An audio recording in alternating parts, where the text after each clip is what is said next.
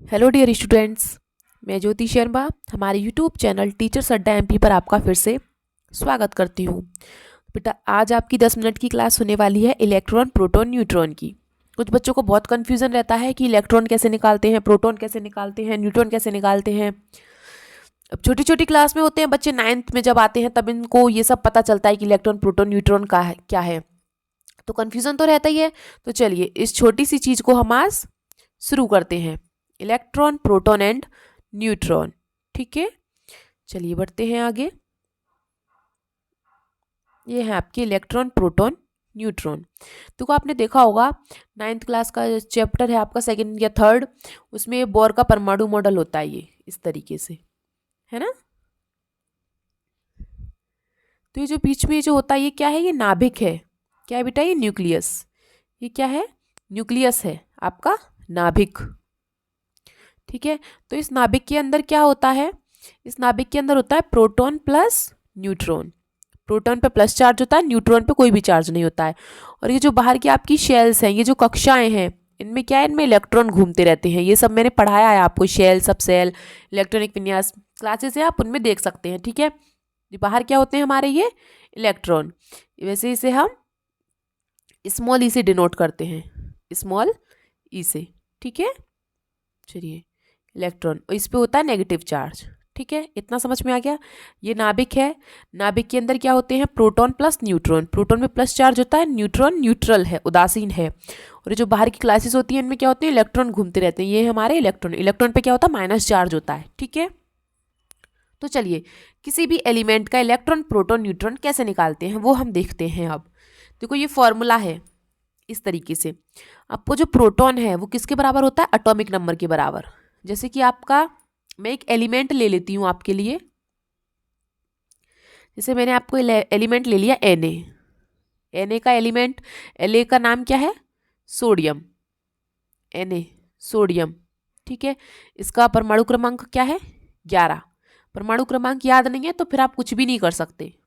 अगर परमाणु क्रमांक आपको याद नहीं है, एलिमेंट का नहीं पता है, तो फिर आप क्या करोगे इन्हें जान के? इसलिए बेटा ये जानना बहुत ज़रूरी है। ठीक है, Na का परमाणु क्रमांक क्या है आपका? 11, और उसका नाम क्या है? सोडियम। अब देखो, जो एटॉमिक नंबर है वही क्या है आपका? प्रोटॉन है। ये क्या है आपका? प्रोटॉन।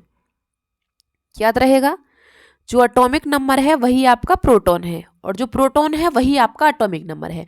अगर प्रोटॉन दिया है तो एटॉमिक नंबर अपने आप निकल जाएगा, और अगर एटॉमिक नंबर दिया है तो प्रोटॉन अपने आप निकल जाएगा। ठीक है, आगे समझ में इतना। दूसरा दूसरा आता है हमारा न्यूट्रॉन। दूसरा क्या आता है हमारा? न्यूट्रॉन।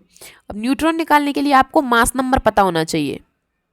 अब मास नंबर मैंने आपको कल वाली क्लास में निकलवाया था, जिसमें मैंने आपको एटॉमिक मास और मॉलिक्यूलर मास निकालना बताया था। और जब तक आपको मॉलिक्यूलर मास पता नहीं है तब तक आप न्यूट्रॉन नहीं निकाल सकते। ठीक है, तो चलिए 11 Na, इसका Na का मॉलिक्यूलर मास होता है 23। इसका मास नंबर क्या होता है? 23। मास नंबर हमेशा ऊपर लिखते हैं, याद रखना। ठीक है, अब न्यूट्रॉन आप कैसे निकालोगे? मास नंबर में से एटॉमिक नंबर माइनस कर दो, इसे एटॉमिक नंबर को घटा दो। जैसे 23 में से 11 गया तो कितने बचेंगे बेटा? 12। तो ये क्या है हमारे? ये क्या निकल के आ गए हमारे? न्यूट्रॉन। या तो आप मास नंबर में से एटॉमिक नंबर माइनस कर दो, या फिर प्रोटॉन, क्योंकि आपको पता है एटॉमिक नंबर और प्रोटॉन एक ही बात है। ठीक है, कुछ भी बोल दो इसको, एटॉमिक नंबर या प्रोटॉन। ठीक है, इसे मास नंबर में से अगर हम एटॉमिक नंबर को माइनस कर देंगे, 23 में से 11 को माइनस कर देंगे, तो क्या आ जाएगा हमारा? न्यूट्रॉन। समझ में आ गया इतना? तीसरी बात, इलेक्ट्रॉन। प्रोटॉन ये हो गया, न्यूट्रॉन माइनस हो गया, और इलेक्ट्रॉन। इलेक्ट्रॉन भी हमारा एटॉमिक नंबर ही होता है, लेकिन कब तक होता है? जब तक एलिमेंट पर कोई चार्ज नहीं है। अभी Na पर कोई चार्ज नहीं है प्लस या माइनस का, तो अगर कोई चार्ज नहीं है ना, तो आपका इलेक्ट्रॉन क्या होगा? इसका 11 ही होगा Na का। लेकिन जब चार्ज हो जाएगा तब क्या करेंगे आप? देखिए तब क्या करेंगे आप, देखिए 11 Na 23, यही तो था आपका। प्रोटॉन क्या आया बेटा? इसका 11, और न्यूट्रॉन क्या आया इसका? आपका 23 माइनस 11 बराबर 12, और इलेक्ट्रॉन क्या आया आपका? इसका 11। इलेक्ट्रॉन भी यही होता है। ठीक है, लेकिन अगर इस पे आपको प्लस चार्ज दे दिया जाए तो आप क्या करेंगे? तो इसका जो इलेक्ट्रॉन होगा वो क्या हो जाएगा? एक कम हो जाएगा, क्योंकि एक प्लस का चार्ज है। तो भाई इसने अपना एक इलेक्ट्रॉन किसी को दे दिया है, तो आप 11 में से एक माइनस कर दो, कितने बचेंगे इलेक्ट्रॉन हमारे पास? 10। ठीक है।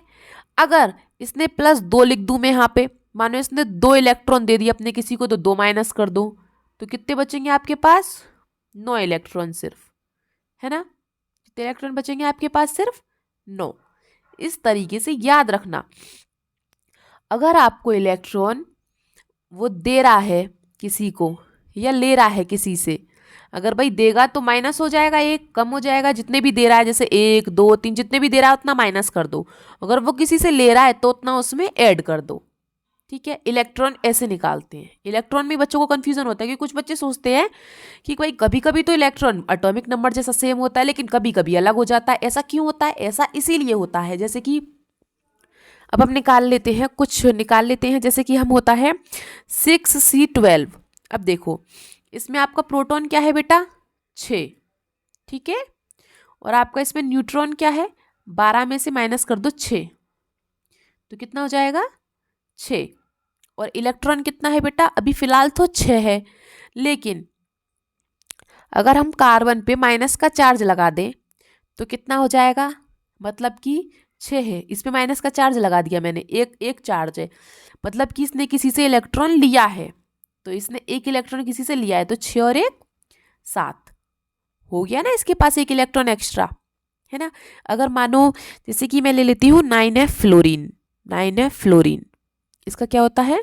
19 होता है। यहाँ पे ले लेते हैं 9F19। ठीक है। तो इसका प्रोटॉन क्या होगा? 9। और न्यूट्रॉन क्या होगा? 19 में से 9 घटा दो 10। और इलेक्ट्रॉन क्या होगा? अभी फिलहाल तो 9 है, लेकिन अगर मैं यहाँ पे माइनस के 2 चार्ज कर दूं तो मतलब कि फ्लोरीन ने क्या किया है? 2 एटॉमिक नंबर लिए हैं, 2 इलेक्ट्रॉन लिए हैं किसी से, तो प्लस का 2, 9 और 2 11। तो अब फ्लोरीन के पास कितने इलेक्ट्रॉन हो गए? 11। ठीक है बेटा, आगे समझ में? कितना इजी तरीका था, है ना? बस ऐसे ही करते हैं, कोई भी समस्या नहीं है, बस सिर्फ इतना याद रखो, जो प्रोटॉन नंबर है वही एटॉमिक नंबर है, और जो इलेक्ट्रॉन है वो भी एटॉमिक नंबर है, लेकिन जब तक कोई चार्ज नहीं है। ठीक है। अगर चार्ज प्लस होता है तो माइनस कर दीजिए एटॉमिक नंबर में से, अगर माइनस होता है कोई चार्ज तो उसको प्लस कर दीजिए। ठीक है। और न्यूट्रॉन निकालने के लिए आपको मास नंबर ज़रूरी है, और मास नंबर मैंने आपको एक क्लास में कराया है, आप उसमें देख सकते हैं, वही 10 मिनट की क्लास होगी, ज़्यादा की नहीं है। ठीक है। उसमें से मास नंबर में से आप एटॉमिक नंबर या प्रोटॉन कोई भी मान लो, दोनों एक ही चीज़ है, उसको आप माइनस कर देंगे। ठीक है। सिर्फ इतनी सी क्लास थी आज की। चलिए, और बेटा अगर आपको मेरा तरीका अच्छा लगा हो इलेक्ट्रॉन प्रोटॉन न्यूट्रॉन निकालने का, तो प्लीज़ मेरी वीडियो को लाइक करें, सब्सक्राइब करें और शेयर भी करें, और कमेंट करके अगर आप कुछ पूछना चाहते हैं तो मुझसे बेझिझक होकर पूछ सकते हैं। और ये हमारा टेलीग्राम चैनल है। अगर किसी बच्चे को 9th और 10th का PDF चाहिए, 9th और 10th दोनों क्लास की कंसेप्ट भी हैं और उनके सॉल्यूशंस भी हैं। ठीक है। अगर किसी बच्चे को चाहिए तो ये हमारा टेलीग्राम चैनल है, इसे ज्वाइन कर सकते हैं आप, और यहाँ से आपको मिल जाएगा। और कुछ दिनों बाद 11th और 12th की क्लासेस भी आ जाएंगी।